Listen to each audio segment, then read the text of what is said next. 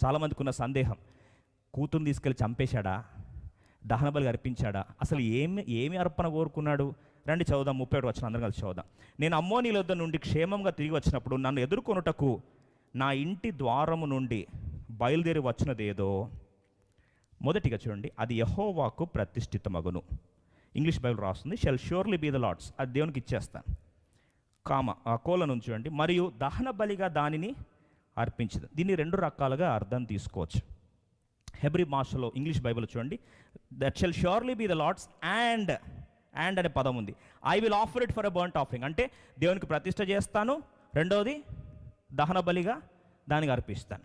దేవునికి ప్రతిష్ఠ చేయడం ఒకటి, రెండవది దహన బలి, అంటే 2 చేస్తానని అర్థం. కానీ ఆలోచించండి, ఇంటి నుంచి ఏది రావచ్చు బయటకి? ఒకవేళ ఇంటి నుంచి బయటకు ఒకవేళ వస్తువు వచ్చింది అనుకోండి, ఇంటి నుంచి బయటకు వచ్చినప్పుడు ప్రతిష్ఠితంగా పక్కింటోళ్ళ వాళ్ళ బిడ్డ వస్తే how can you do that? కానీ చూడండి, ఇది ఎప్పుడైతే ఆత్మవర్షంలో చేసుకున్నాడో దేవుడు ఎవరిని పంపించాడు? కూతుర్నే పంపించాడు. అయితే హెబ్రీ భాష ప్రకారం వా అనే అర్థం వస్తుంది, అంటే దాన్ని ఇంకొక మాటలు చూసినట్లయితే అండ్ అని అర్థం వస్తుంది. అయితే ఇంకా దాన్ని లోతుకెళ్ళి మనం పరిశీలించడానికి చూసినట్లయితే ఒకవేళ అది 2 అర్థాలుగా మనము దాన్ని తీసుకోవచ్చు. చూడండి, మొదటిగా యెహోవాకు ప్రతిష్ఠితమగును. ఇంకో మాటలో ఒకవేళ మనిషి జీవంతో ఉన్న కుమారుడో లేదా జీవంతో ఉన్న వ్యక్తి అయితే అది దేవునికి ప్రతిష్ఠ చేస్తాను. నిర్జీవమైందైతే, లైక్ ఫర్ ఎగ్జాంపుల్ మనిషి కాకుండా జంతువో పెంచుకున్న ఏదైనా పశువో ఏదైనా వస్తే దాన్ని ఏం చేస్తాను? దహన బలిగా ఇస్తాను. So it could be anything. అయితే ఇంతకీ కూతుర్ని దహన బలిగా అర్పించాడా లేదా ఏం అర్పించాడు? What is that? దేవునికి ప్రతిష్ఠ చేస్తే ఏం చేసినట్టు? అంటే ప్రతిష్ఠ అంటే అర్థం ఏంటి? ప్రతిష్ఠ చేసినంటే ఏం చేసినట్లు? మనం కొద్దిగా వాక్యాన్ని లోతుగా చూస్తే ఇక్కడ కొన్ని కారణాలు మనం చూడవచ్చు. అది దహన బలి కాదు అని చెప్పడానికి 4 కారణాలు ఉన్నాయి. There are 4 reasons why it is not burnt offering. మొదటి కారణం ఏంటంటే లేవి కాండం 18:21, అలాగే ద్వితీయోపదేశ కాండం 12:31 ప్రకారము దేవుడు మనుషులను అగ్నిలో ప్రవేశించడం కానీ దహన బలిగా అర్పించడం కానీ మనిషిని దేవుడు ఒప్పుకోడు. God will never ask a burnt offering as human being as burnt offering. దేవుడు అడగాడు. మీరు అనొచ్చు ఇస్సాకుని అడిగాడు కదా అంటే ఆపేశాడు. ధర్మశాస్త్రం ప్రకారము లేవి 18:21 ప్రకారము ఎప్పుడు కూడా దేవుడు మనిషిని అగ్నిలో ప్రవేశించడం కానీ దహన బలిగా అర్పించడం కానీ ఒప్పుకోడు. రెండవది ఒకవేళ యెఫ్తా ఒప్పుకోవడానికి తీసుకెళ్ళి అనుమతిస్తే గమనించండి, ప్రజలు ఒప్పుకోరు. మీరు తెలుసా ఎలా? సౌలు విజయం ఇయ్యక ముందు శపథం చేసుకున్నాడు. ఇప్పుడు సౌలు కుమారుడు యోనాతాను ఏం చేశాడు? పోయి తేనెను తినేశాడు, నాకేసరికి ఆ తేనె తిన్న వెంటనే అందరూ ఇప్పుడు ఈ సౌలు యోనాతాన్ని చావాలని అంటే ప్రజలందరూ ఏం చేశారండి?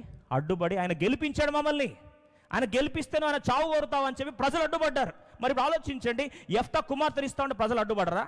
2 నెలల టైం తీసుకుంది. రండి బైబిల్ రాస్తుంది, she has almost given 2 months of time. ఆ 2 నెలల కాల వ్యవధిలో ఒక్కసారి ఆలోచిస్తే 37, 39 వచనాలు మనం చూస్తే 38 వచనం చూడండి, అతడు పొమ్మని చెప్పి 2 నెలల వరకు ఆమెను పోనిచ్చారు. 2 నెలల టైంలో మరి ప్రజలు ఒప్పుకోరా? ప్రజలు ఒప్పుకుంటారా? ఒప్పుకునే ప్రసక్తే లేదు. ఇది 2వ కారణం. 3వ కారణం చూస్తే షిలోహులో అర్పించాలి దహన బలి. జంతువులు తీసుకెళ్ళి వారి సమర్పణ షిలోహులో ఇవ్వాలి. షిలోహులో అర్పించడానికి ముందుకు పోతే ఏ యాచకుడు కూడా ధర్మశాస్త్రకు భిన్నంగా ఒప్పుకోడు, నరబలిని ఒప్పుకోడు. Therefore it is impossible. ఆఖరిగా చూస్తాం, ఒకవేళ అనుకుందాం దహన బలిగా అర్పించడానికి కొరకు 4వ కారణమే చూస్తే బైబిల్లో లేవి కాండం 27:1-8 వచనాల వరకు చూస్తే రిడెంప్షన్ ప్రైస్ అని ఉంది. అంటే ఇంకో మాటలో ఈ విమోచన క్రయధనము అని ఉంది. ఆ డబ్బు చెల్లిస్తే దాని నుంచి మినహాయిస్తారు. మరి విమోచన క్రయధనం చెల్లించడానికి యెఫ్తా పేదోడా? కానే కాదు. ఎందుకు కాదు? ధనవంతుడు, గెలిచాడు, న్యాయాధిపతి, డబ్బు చాలా ఉంది. విమోచన క్రయధనం చెల్లించిన పెద్ద కథ ఏమీ కాదు. కాబట్టి వీటన్నిటిని దృష్ట్యా దహన బలి కాదు అని మనము నిర్ధారణకు రావచ్చు. ఈ మరి దహన బలి కానప్పుడు ఏమి ఇచ్చినట్లు? దేవునికి ప్రతిష్ఠితంగా అర్పించేశాడు, అంటే నాజీరులాగా దేవునికి అప్పగించేశాడు. మరి కుమార్తెను అప్పగిస్తే ఏంటి తన పరిస్థితి?